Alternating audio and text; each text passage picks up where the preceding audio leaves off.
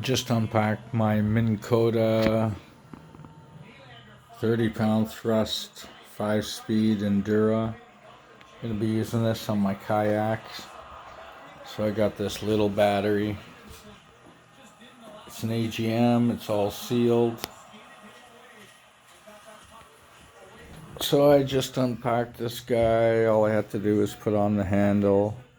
No big deal. Let's see how she functions.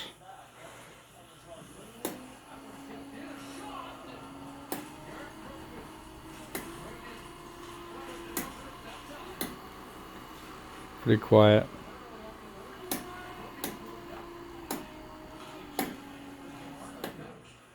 It's got an extended handle so you can be a little farther away.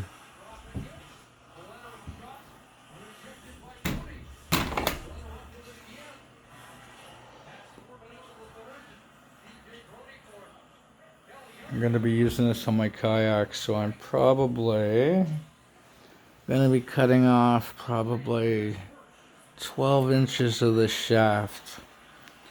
I'll be doing a video and I'll show you guys what it's all about. Thanks.